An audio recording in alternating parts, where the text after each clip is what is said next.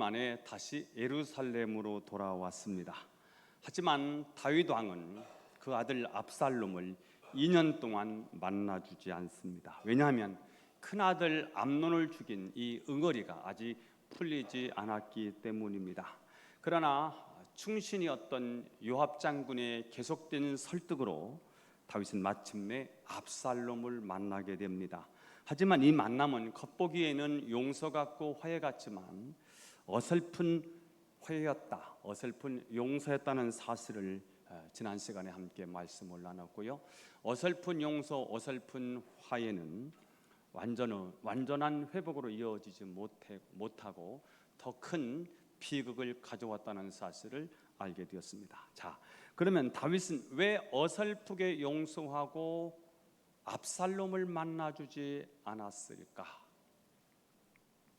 여기는 압살롬에 많은 문제가 있었습니다. 자, 오늘은 압살롬은 왜 왕을 만날 수 없었을까라는 질문을 던지면서 두 가지 오늘 하나님 우리에게 주시는 메시지를 찾아보면서 은혜를 나눠보고자 합니다. 첫 번째입니다. 압살롬을 왜 왕을 만날 수 없었을까? 이 말은 우리는 왜 왕 대신 하나님을 만날 수 없을까? 이 말이기도 하겠지요. 압살롬은 죄에 대한 뉘우침이나 회개가 없었기 때문에 왕을 만날 수가 없었습니다. 압살롬은 형을 죽이고 구슬당해서 3년을 살면서도 암논을 죽인 죄를 잘못이라고 생각하지 않았습니다. 내 누이 동생을 성폭행하고 버린 암논은 죽어야 마땅하다라고 생각했습니다. 다윗은 그런 살인자 압살롬을 그리워합니다. 2년 동안 아들을 만나지 못했는데 그 아들이 그립습니다. 왜냐하면 아버지이기 때문입니다. 다윗의 마음이 압살롬에게 가 있다는 사실을 알았던 충신 중에 충신이었던 요압 장군은 그를 예루살렘으로 데려왔지만 왕은 그 압살롬을 만나주지 않습니다.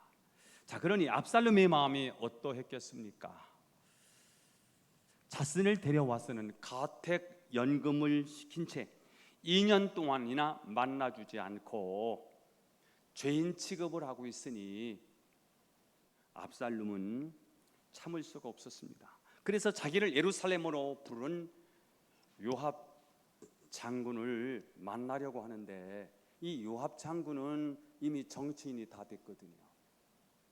왕의 마음이 어디에 있는지 왕의 눈치를 살피니까 왕이 끔찍도 하지 않는다는 사실을 알고 역시 요압도 압살롬을 만나주지 않습니다. 그러자 압살롬이 요압에게 어떤 짓을 하느냐? 요압의 보리밭에 불을 질러버립니다. 아주 유치한 짓을 합니다. 애들 불장난하는 것과 똑같은 일을 벌이고 있지요. 읽어보겠습니다. 30절 31절입니다. 시작. 압살롬이 자기 종들에게 이르되 보라 여호와같이 내 밭 근처에 있고 거기 보리가 있으니 가서 불을 지르라 하니라.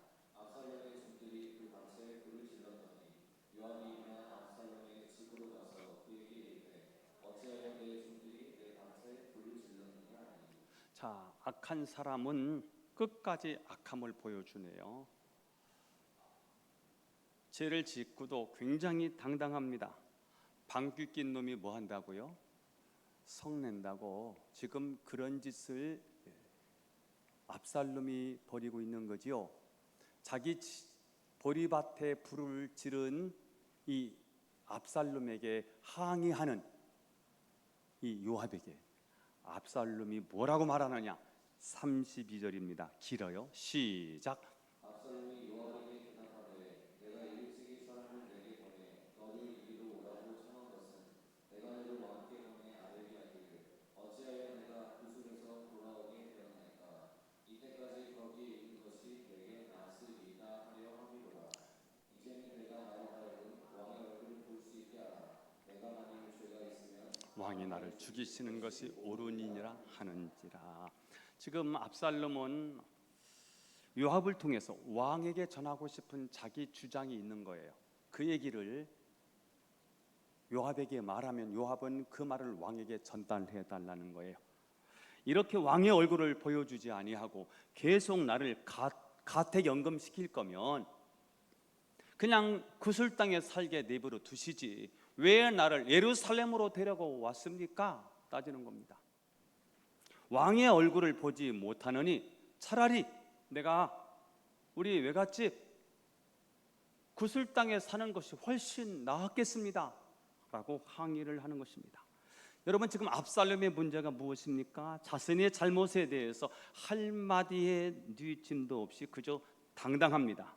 특히 그는 내가 만일 죄가 있으면 왕이 나를 죽이시는 것이 옳으니이다. 자기는 잘못이 없다는 거예요. 자기는 죄가 없다는 거예요. 어떤 이유든 형을 죽인 것은 명백한 살인죄입니다. 범죄입니다. 자, 그런데 그는 만일 죄가 있으면이라고 가정법을 써서 말하고 있습니다. 사실은 죄가 있으면 일이 아니라 제가 죄인입니다. 제가 잘못했습니다. 죽여주십시오 라고 용서를 구했어야 합니다. 압살롬은 자기가 무엇을 잘못했는지 모르는 사람입니다. 철면피입니다. 그래서 뉘우침도 없고 회개도 없이 바득바득 자기의 주장만 하고 있습니다. 전혀 변하지 않는 옛모습 그대로의 압살롬을 보게 돼요. 살인한 지 5년이 됐는데 뉘우침이 없고 반성이 하나도 없어요. 회개는 물론 없어요. 그럼에도 불구하고 요압의 중재로 다윗이 압살롬을 부르게 되지요. 33절 시작. 요압이 왕께 나아가서 그에게 아뢰되 왕이 압살롬을 부르니 그가 왕께 나아가 그 앞에서 얼굴을 땅에 대어 그에게 절하매 왕이 압살롬과 입을 맞추니라. 자, 압살롬은 왕 앞에 엎드렸습니다. 절합니다. 그리고 다윗은 그와 입을 맞추었으니 겉으로 볼 때는 용서 같고요, 겉으로 볼 때는 화해 같습니다. 그러나 죄에 대한 뉘우침과 회개가 없었는데 어떻게 진정한 화해가 이루어지겠습니까? 예수님은 누가복음 17장 3절에서 이렇게 말씀하셨어요. 시작. 너희는 스스로 조심하라. 만일 내 형제가 죄를 범하거든 경고하고 회개하거든 용서하라. 경고하고 회개하거든 용서하라 이렇게 말씀했습니다. 진정한 회개가 없으면 진정한 용서도 없는 것입니다. 압살롬이 왕을 만났지만 이 만남은 의미 없는 만남이었습니다. 만났는데 아무것도 건질 수 없는 실속 없는 만남이었습니다. 죄 사함이 없이는 만나도 만난 것이 아니라는 사실을 발견하게 됩니다. 여러분, 압살롬이 왕의 얼굴을 보는 것이 얼마나 중요합니까? 일단 왕을 만나야 미래가 열릴 거 아닙니까? 지금은 자녀의 신분도 주장할 수가 없고요, 왕자지만 왕자의 권위도 상실됐습니다. 그저 죄인입니다. 백성들이 볼 때 왕자지만 왕자 구실을 할 수 없는 문제는 살인죄를 범한 죄인이기 때문이에요. 그래서 왕의 얼굴을 봐야 돼요. 왕을 만나야 돼요. 왕의 얼굴을 보고 왕의 용서를 받고 왕으로부터 미래가 열려야 돼요.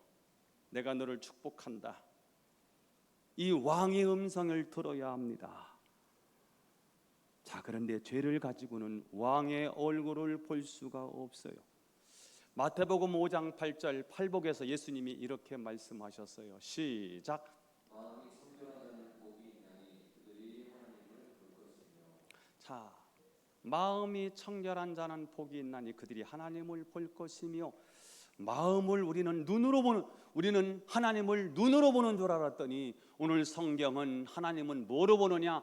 마음으로 본다는 사실을 알게 되었습니다. 여러분, 우리는 하나님은 어떻게 느껴질까요? 눈으로 느끼는 것이 아니라 마음으로 하나님이 느껴진다는 거예요.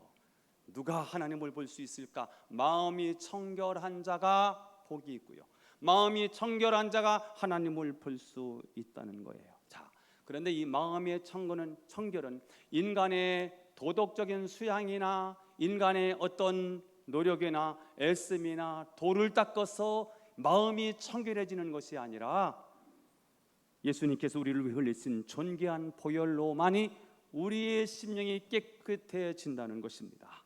그러므로 우리는 내 죄를 회개하고 예수님의 보혈을 의지하고 나갈 때 드디어 우리는 왕이신 하나님을 뵐 수 있다는 거예요.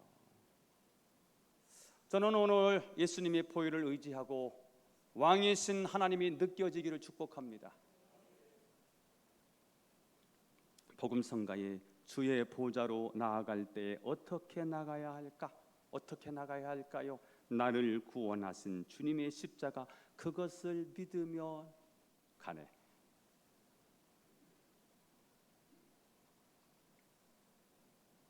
주님의 얼굴을 봐야 돼요. 교회에 와서 주님의 얼굴을 볼 수 있어야 돼요. 그래서 우리는 기도합니다. 주의 얼굴빛을 내게 비춰주시옵소서. 하나님, 오늘도 얼굴빛을 내게 비춰주시옵소서. 여러분의 기도가 되기를 축복해요. 주의 종이 어떻게 기도하는지 아십니까? 여호와여, 그의 얼굴빛을 비춰주셔서 긍휼을 은혜를 내려 주시옵소서. 그의 얼굴빛을 내게로 향하여 드사 평강 주시기를 원하노라. 그의 얼굴빛이 우리에게 비춰져야 된다는 거예요. 그래서 우리는 하나님을 만나고 돌아가야 되는데 죄 때문에 마음이 더러워서 하나님을 볼 수가 없어요. 마음이 시커매서 하나님의 얼굴을 뵐 수가 없어요.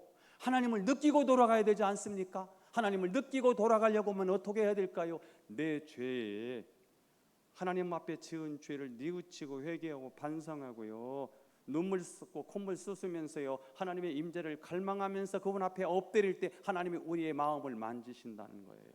찬양하는 거예요.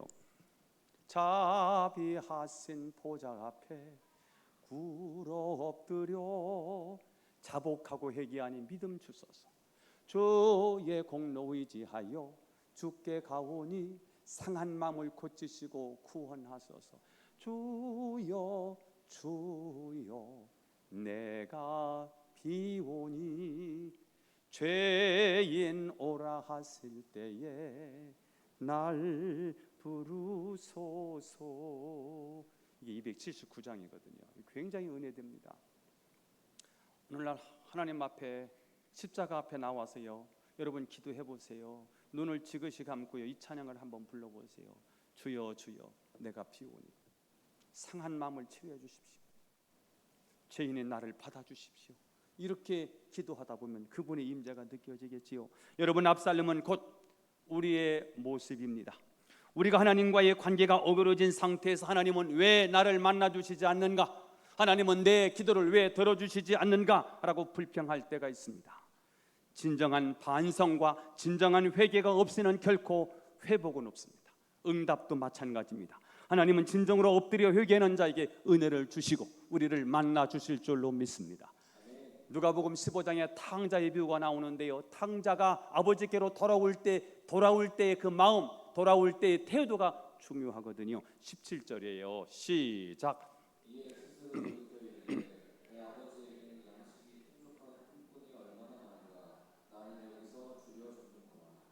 여기서 중요한 단어는 스스로 돌이켜 뉘우치는 거예요. 스스로 반성하는 거예요. 반추하는 거예요. 내가 왜 이 지경이 되었나? 나는 왜 지엽 열매도 먹을 수 없는 이 비참한 신세가 되었는가? 스스로 돌이키는 거예요. 뉘우치는 거예요. 아버지 품으로 돌아가면 아버지께서 받아주실까? 아버지는 양식이 풍족한 품건이 얼마나 많은데 나는 여기서 죽게 되었구나. 그래서 일어나서 아버지께로 돌아가는데 20절에 그렇게 되어 있는데 돌아갈 때의 마음이 뭐예요? 스스로 돌이키는 거예요. 뉘우침 있는 거예요. 잘못했다는 거예요. 이 회개가 있어야 아버지를 만날 수 있어요. 아버지 얼굴을 뵐 수 있습니다. 저는 여러분이 엎드려 회개함으로 하나님의 얼굴을 뵐 수 있기를 바랍니다.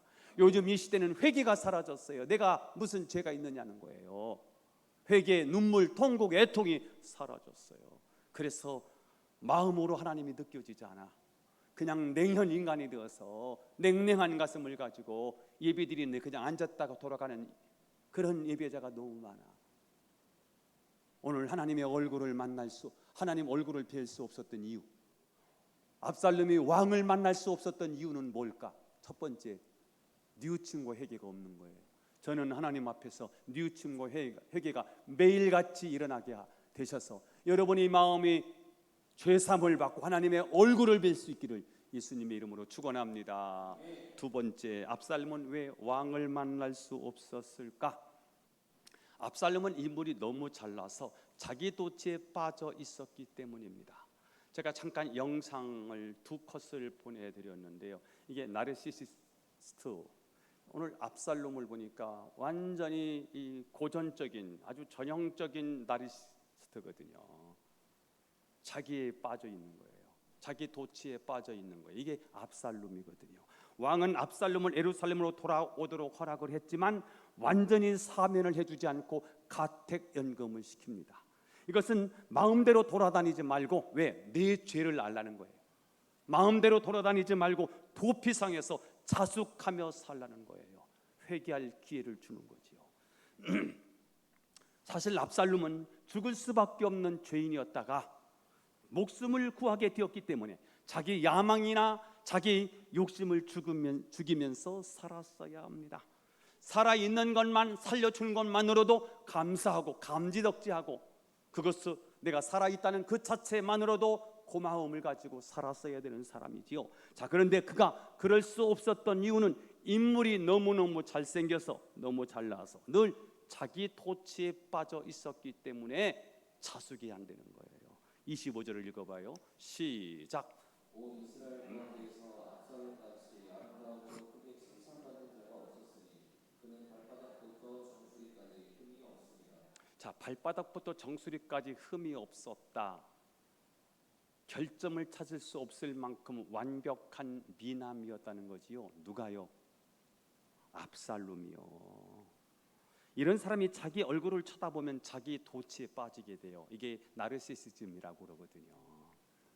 그는 스스로도 잘생겼다고 생각을 했는데 온 이스라엘 백성들이 잘생겼다고 칭찬하는 거예요.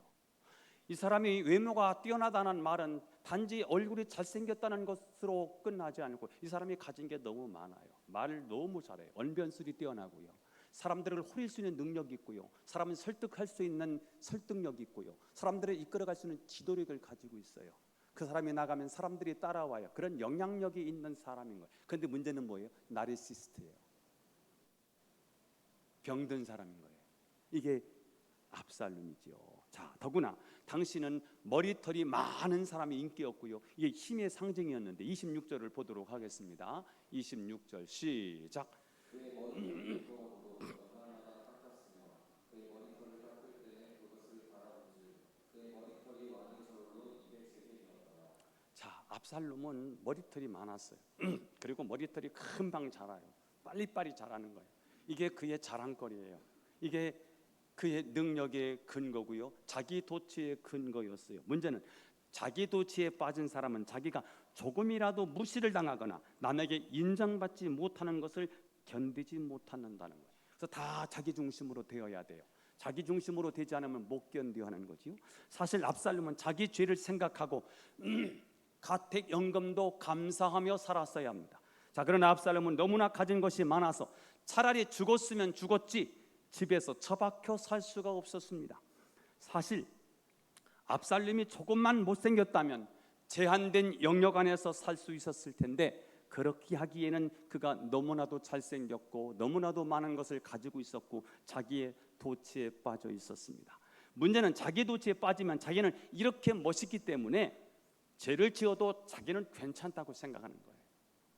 이게 문제예요. 다른 사람들은 잘못을 다 찾아내서 지적질을 다 하면서도 자기 죄는요, 나는 이렇게 훌륭한 사람이니까 이 정도 죄는 괜찮다고 생각하는 거예요.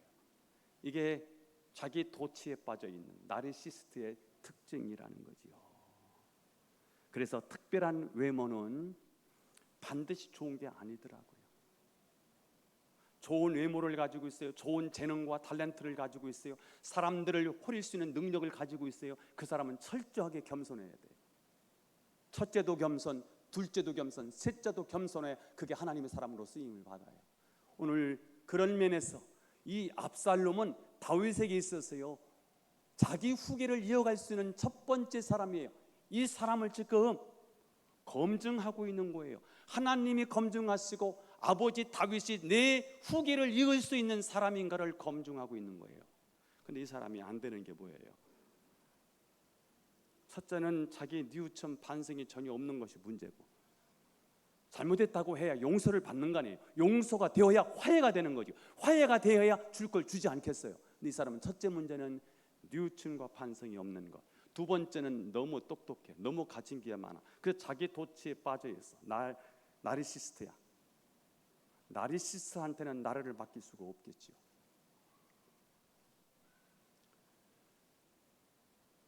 제가 이런 명제를 하나 소개를 합니다. 은사는 메달이 아니라 도구입니다. 그러므로 은사가 많은 사람일수록 철저하게 겸손해야 합니다. 시작. 은사는 메달이 아니라 도구입니다. 그러므로 은사가 많은 사람일수록 철저하게 겸손해야 합니다. 자, 은사는 메달, 자랑이 아니에요. 뭐예요? 도구예요. 찬양을 잘해요. 자랑거리로 삼으면 안 돼요. 하나님을 경배하고 우리 성도들 은혜 받게 하는 도구로 나에게 특별한 은사를 주었어요. 가르치는 능력이 있어요. 이거는 자기 실력 발휘를 하라는 게 아니라 성도들을 살려내라고 하는 하나님이 주신 은사인 거예요. 믿으시면 아멘. 여러분, 이게 뭐예요? 이게 소리를 전파하는 도구예요. 얘는 그 능력을 하는 거예요. 얘가 없으면 여러분 불편하겠지요. 얘는 공동체를 유익하게 하는 도구예요. 이게 메달이 아닌 거예요. 도구. 펑크가 났어요. 옛날에는요, 나사 다 빼가지고, 요즘은요 도구가 좋아가지고 두룩두룩이야. 이런 거 붙이는 거요.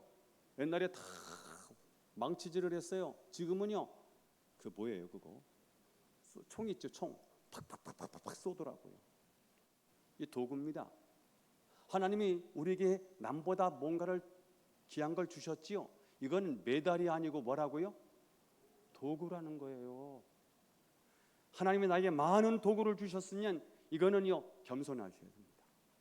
제가 일부 예배도 말씀을 나눴는데요, 제 동기 가운데 저희는 그때 참 많이 졸업 정원제가 있었던 때였기 때문에요, 저희 학교가 많이 뽑았어요. 저희 신학 동기가 가장 많아요.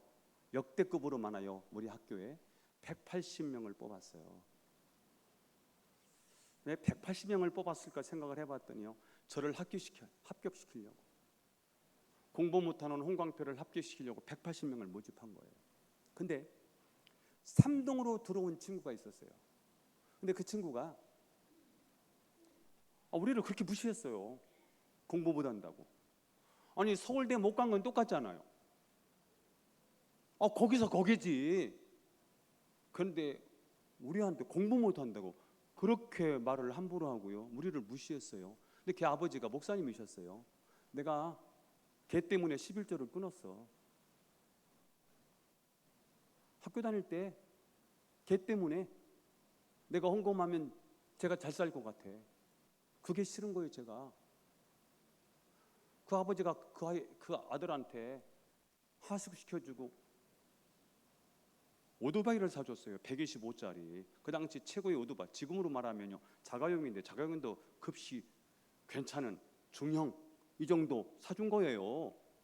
우리는 그때 자전거도 없어서 걸어 다닐 때인데, 이 친구가요, 오토바이를 타고 다니면서 긴 머리 날리고 막 선글라스 끼고, 뒤에는요 이쁜 애들, 여자들 태우고 다니고요, 막 이렇게 폼 잡고 다니면서. 근데요, 저는 굉장히 역겨웠어요. 목사님이 아들이었으면 좋겠어요.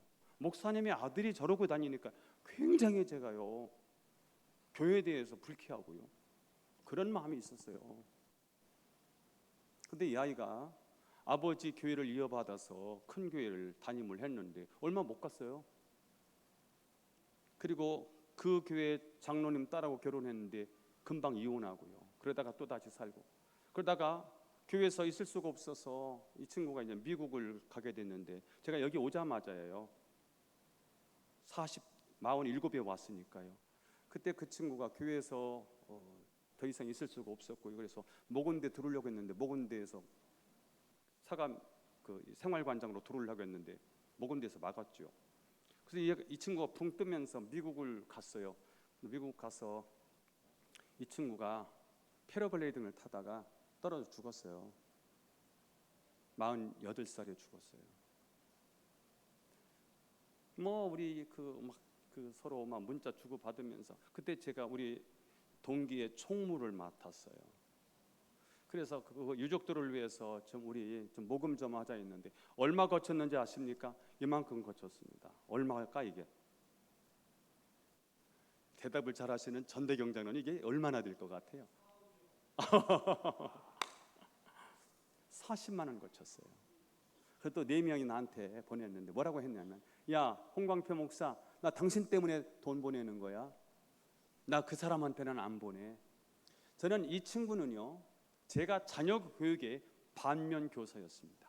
우리 아들이 대학교 1학년 들어가자마자 내가 이렇게 말했습니다. 야, 너는 영어가 조금 될 텐데 영어 한다고 영어 하지 마. 너 재수 없다고 할 거야. 너 애들보다 공부 잘한다고 너 조금이라도 티내면 애들이 너를 그때부터 내칠 거야. 그래서 4년 동안은요, 얘가 그냥 숨어서 지냈고요. 그 다음에 제가 이렇게 말했어요. 너 어디 가서 니네 아빠 목사님이라고 말하지 마. 특히 신학교에 가서. 그래서 대학교 4학년 대학원 다닐 때까지 교수님들이 이 홍성진이 내 아들인 거 몰랐어요. 나중에서 그게 당신 아들이었냐고 이렇게 얘기할 정도로. 왜 제가 그랬냐면, 이거는 이 친구 이야기는요, 제 자녀 교육에 진짜 반면 교사였어요. 그래서 우리 아들한테요, 네가 조금 똑똑한 것 같고 남들보다 나은 것 같지, 너 겸손해야 돼. 겸손하지 않으면 못 써. 하나님이 쓰실 수가 없어. 너 겸손해야 돼. 이걸 철저히 가르쳤어요. 지금도 마찬가지예요. 너 겸손해야 돼. 무슨 얘기하면 너 겸손해야 돼. 여러분, 우리는 왜 하나님의 얼굴을 뵐 수 없을까요? 외모가 화려해서, 의지할 것이 많아서, 가진 것이 많아서, 자기 도취에 빠져서 하나님의 필요를 느끼지 못하기 때문에 우리는 하나님의 얼굴을 뵐 수 없을 겁니다. 여러분, 우리의 삶에서 하나님을 만나는 일의 가장 큰 장애가 뭘까요? 나를 힘들게 하는 누구 때문일까요? 나를 어렵게 하는 직장 때문일까요? 아니에요. 내 속에 있는 강한 자아요, 허황된 욕심이요, 자존심이요. 그렇습니다. 그래도 나는 똑똑해, 하나님을 믿기는 하겠지만 완전히 맡길 수는 없어. 이런 얄팍한 지식, 알량한 생각 때문에 우리는 하나님을 만날 수 없습니다. 만약 우리가 하나님 앞에서 내 자존심, 내 고집, 내 기질을 꺾을 수 있다면 그 사람은 하나님을 볼 수 있을 거예요. 그러나 그렇지 못하다면 우리는 하나님을 대적하는 자가 되고 하나님이 세우신 지도력에 반항하고 도전하는 제2의 압살롬이 되고 말 거예요. 나름대로 자기의 제국을 세우기 위해서 왕을 쫓아내는 데는 성공했지만 그 성은 모래성이었어요. 그래서 압살롬은 쿠데타를 일으켰지만 금방 망하고 말아요. 여러분, 우리는 왜 하나님을 만날 수 없을까요? 죄에 대한 뉘우침과 회개가 없기 때문입니다. 우리는 회개 없어도 사면받고 하나님을 뵐 수 있을 것이라고 착각합니다. 그래서 많은 분들이 회개 없이 기도합니다. 하지만 기도 역시 죄에 대한 회개가 선행되어야만 하나님께 응답을 받는다는 거예요. 또한 우리는 왜 하나님을 뵐 수 없을까요? 내게 가진 게 너무 많아서, 의지할 게 너무 많아서, 자기 도취에 빠져서 하나님의 필요를 느끼지 못하고, 그래서 하나님을 찾지 않아요. 하나님께 구하지 않아요. 그래서 하나님을 뵐 수가 없어요. 하나님을 뵈야 될 거 아니에요. 하나님을 만나야 몰두할 거 아니에요. 그런데 하나님이 갔더니 하나님이 고개를 돌리세요. 하나님 얼굴빛을 내게로 비춰 주옵소서. 그의 얼굴빛을 내게로 향하여 드사 평강 주시기를 원합니다. 내게 긍휼을 베풀어 주시기를 원합니다. 하나님 얼굴을 내게로 향하여 주십시오. 저는 여러분이 오늘 압살롬의 이야기입니다. 왕을 만날 수가 없어. 왕이 안 만나죠. 왜요? 두 가지 이유를 살폈어요. 하나는 잘못했으면 잘못했다고 말해야 될 거 아니에요. 그래야 받아주지요. 끝까지 반성이 없어, 뉘우침이 없어. 그러니 어떻게 용서가 돼요? 용서가 없으니 어떻게 화해가 돼요? 진정한 화해는요, 용서가 있을 때 화해가 되는 거거든. 두 번째, 왜 하나님의 얼굴을 뵐 수 없을까요? 가진 게 너무 많아. 너무 잘생겼어. 너무 외모가 화려해. 그래서 자기 도취에 빠졌어. 나르시스트가 된 거예요. 나르시스트한테는 나라를 맡길 수 없어. 자기 미래를 축복할 수가 없어요. 그래서 주님이 필요하다는 거예요. 하나님, 나는 부족해요. 나는 연약해요. 하나님이 없이는 나는 살 수 없어요. 복음성가예요. 복음성가. 가사를 제가 한번 읽어드릴게요. 이 찬양 부르면서 헌금할 거예요. 매일 스치는 사람들, 내게 뭘 원하나? 공허한 그 눈빛은 무엇으로 채우나? 모두 자기 고통과 두려움 가득 감춰진 울음소리. 그러나 주님이 들으셔. 그들은 누가 필요해? 모두 주님이 필요해. 깨지고 상한 마음, 주님이 여십니다. 그들은 모두 주가 필요해. 모두 알게 되리 사랑의 주님. 부르겠습니다.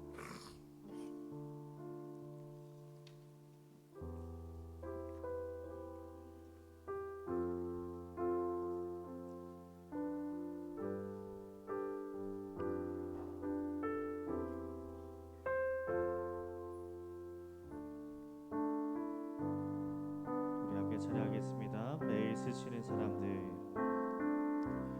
매일 스치는 사람들, 내게 무얼 원하나? 공허한 그 눈빛을 무엇으로 채우나? 모두 자기 고통과 두려움 가득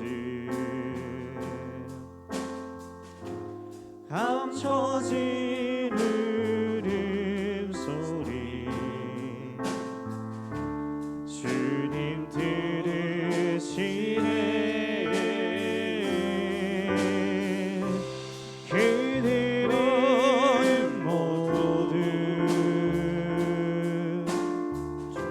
주가 필요해. 깨지고 상한 마음, 주가 여시네. 그들은 모두 주가 필요해. 모두 알게 되리 사랑의 주. 그들은 모두 주가 필요해. 그들은 모두 주가 필요해.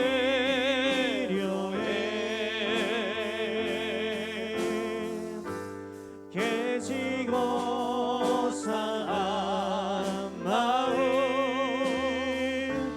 주가 여시네. 그들은 모두 주가 필요해.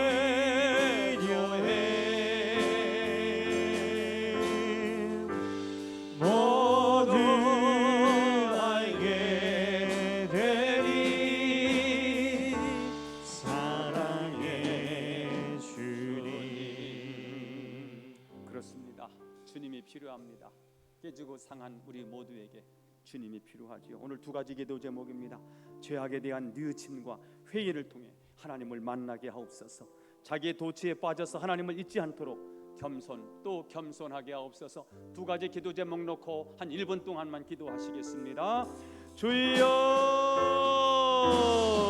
하나님 아버지, 오늘 우리에게 귀한 말씀을 주셨으니 감사합니다. 이 말씀 붙잡고 오늘도 기도합니다. 우리는 왜 왕을 만날 수 없었을까요? 하나님, 죄에 대한 뉘우침이나 회개가 없이는 절대로 주님을 만날 수 없다는 사실을 알고 하나님, 뉘우치고 회개하게 하여 주옵소서. 하나님 아버지, 은혜를 베풀어 주시옵소서. 자기도 죄에 빠져서 하나님 잊지 않도록 역사하여 주시옵소서. 죄악에 대한 뉘우침과 회개를 통해 하나님을 만나게 하옵소서. 자기 도취에 빠져 하나님을 잊지 않도록 주여 겸손하게 하옵소서. 예물을 드렸습니다. 손길에 하나님 복을 내리시옵소서. 신령한 은혜를 허락하여 주옵소서. 메마른 영혼을 쉴만한 물가로 인도하여 주옵소서.